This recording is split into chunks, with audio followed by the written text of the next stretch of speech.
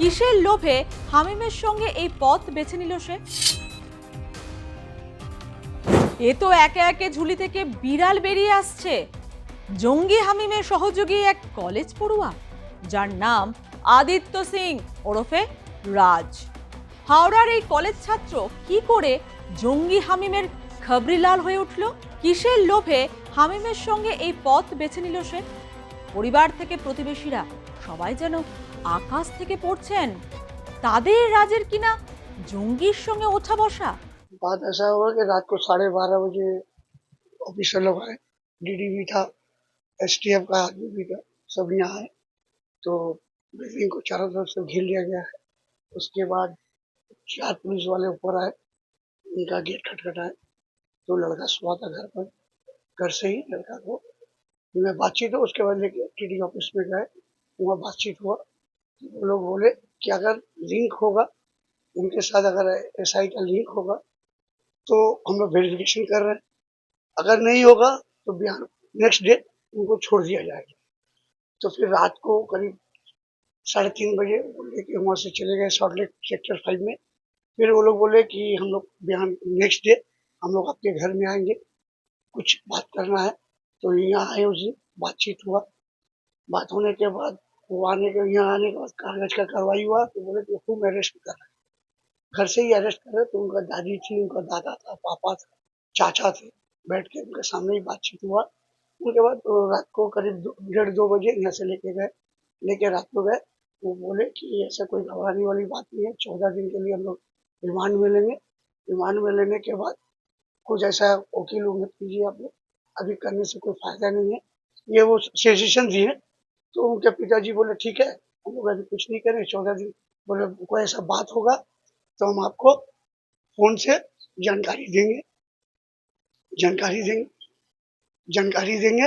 और ऐसा कोई बात होगा तो वीडियो कैमरा से आपका लड़का से हम आपका बातचीत कराते रहे, कैमरा से बात करेंगे। হাওড়ার বেলিলিয়াস রোডে এসটিএফ এর অভিযান ঘিরে থমথমে গোটা এলাকা। তদন্তকারী সংস্থার দাবি, ধৃত আদিত্যর সঙ্গে পূর্বে গ্রেপ্তার হওয়া হামিমের যোগসূত্র মিলেছে। সেই সূত্র ধরেই গ্রেপ্তার কলেজ পড়ুয়া ওরফে আদিত্য ওরফে রাজ।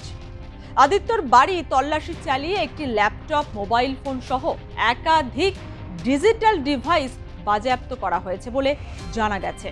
কলেজে পড়তে পড়তে কিভাবে জঙ্গি হামিমের খবরি হয়ে উঠেছিল আদিত্য?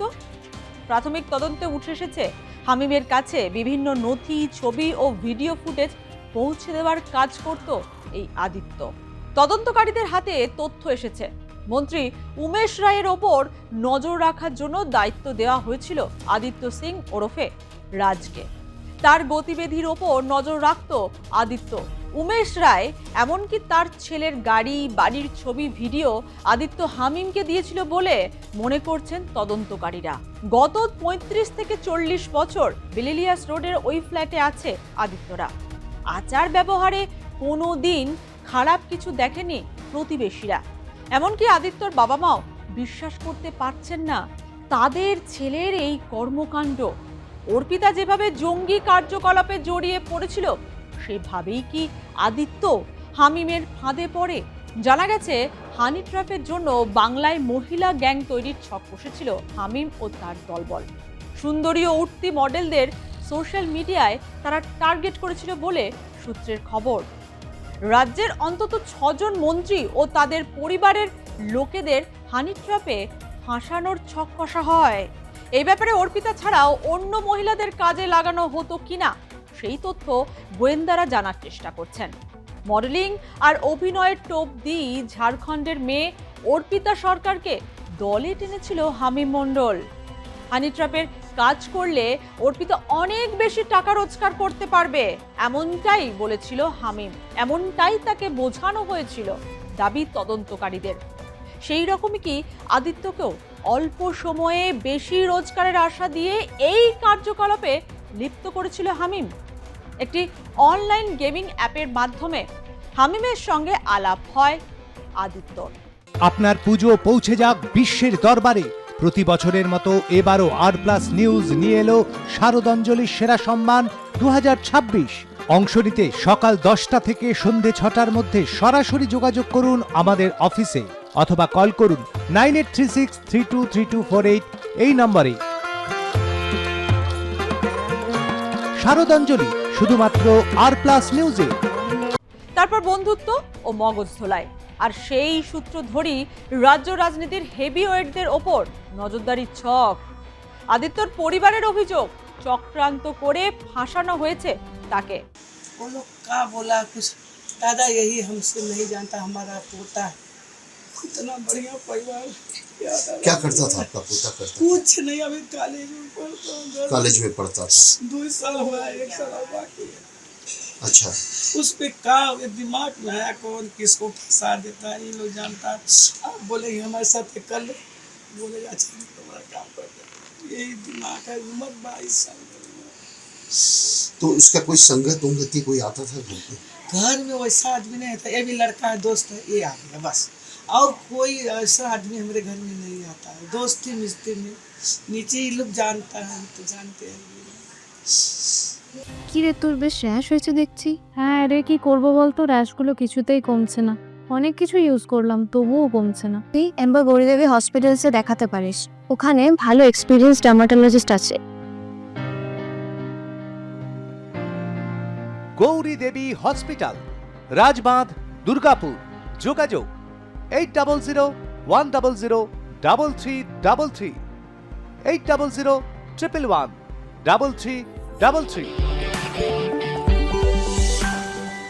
হাওড়ার পিলখানা রোড এলাকায় হামিমদের একটি দোকানের সন্ধান পেয়েছে এসটিএফ। তদন্তকারীদের অনুমান এলাকায় স্থায়ী যোগাযোগ গড়ে তোলা এবং সন্দেহ এড়াতেই ওই দোকান ব্যবহার হয়ে থাকতে পারে। একই সঙ্গে রাজ্যের পুর প্রতিমন্ত্রী উমেশ রায় এবং তার পরিবারের সদস্যদের লক্ষ্যবস্তু করার পরিকল্পনার অভিযোগও খতিয়ে দেখা হচ্ছে। সেই কারণেই হাওড়াকে সম্ভাব্য ঘাঁটি হিসেবে ব্যবহার হয়েছিল কিনা তাও তদন্তের অন্যতম বিষয়। আর জঙ্গি কার্যকলাপ বৃদ্ধি করতে আদিত্যকে কিভাবে ব্যবহার করত হামিম তা জানারও চেষ্টা করছেন তদন্তকারীরা। আদিত্যর সূত্র ধরে তার বন্ধু বান্ধব ও পরিচিত কেউ যুক্ত ছিল কিনা তাও খতিয়ে দেখা হচ্ছে।